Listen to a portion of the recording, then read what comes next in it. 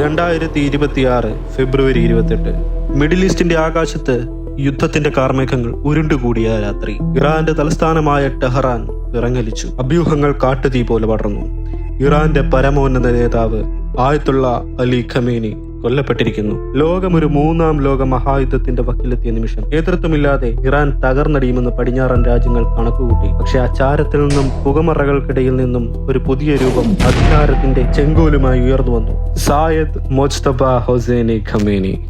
ആ നീളൻ പേര് ചുരുക്കി ലോകം അയാളെ മുജ്തബ ഖമേനി എന്ന് വിളിക്കും. അദൃശ്യനായ കരുനീക്കക്കാരനിൽ നിന്നും ഇറാന്റെ പരമാധികാരിയിലേക്കുള്ള അപ്രതീക്ഷിതമായ ഉദയമായിരുന്നത്. ആരായിരുന്നു മുജ്തബ? പിതാവിന്റെ സുരക്ഷാ വലയത്തിൽ കഴിഞ്ഞ് വെറും ഒരു മകനായിരുന്നില്ല അദ്ദേഹം. 1980കളിൽ യുദ്ധഭൂമിയിൽ തോക്കേന്തി നടന്ന ഒരു മുൻനിര പോരാളിയായിരുന്നു. റവല്യൂഷണറി ഗാർഡിലെ ഏറ്റവും കരുത്തനായ ജനറൽമാർ ഇന്നും സല്യൂട്ട് ചെയ്യുന്നത് മുജ്തബയെയാണ്. കഴിഞ്ഞ 2 പതിറ്റാണ്ടായി ഇറാനിലെ ഗേറ്റ് കീപ്പർ അദ്ദേഹമായിരുന്നു. പ്രസിഡന്റുമാരെ തീരുമാനിക്കുന്നതും അണുബോംബ് പരീക്ഷണങ്ങൾക്ക് പച്ചക്കൊടി കാട്ടിയതും ആരുമറിയാത്ത ഈ മനുഷ്യനായിരുന്നു. രഹസ്യാന്വേഷണ ഏജൻസികൾ അദ്ദേഹത്തെ വിളിച്ചു ടെഹ്റാനിലെ നിഴൽ രാജാവ്, the shadow king of Tehran.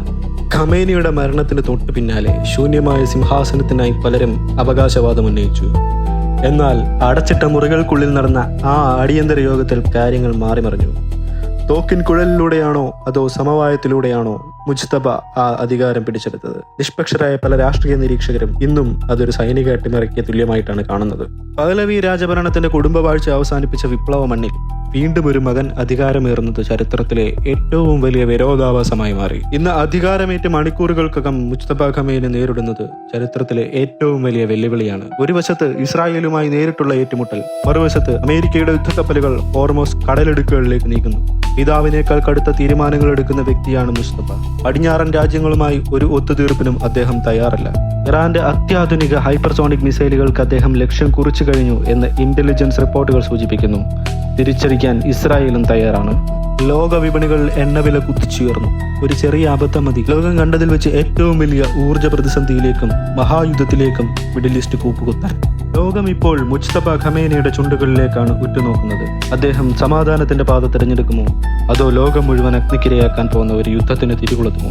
യുദ്ധമോ സമാധാനമോ, രണ്ടായാലും ഇറാന്റെ വിധി ഇനി ഷാഡോ കിങ്ങിന്റെ കൈകളിലാണ്.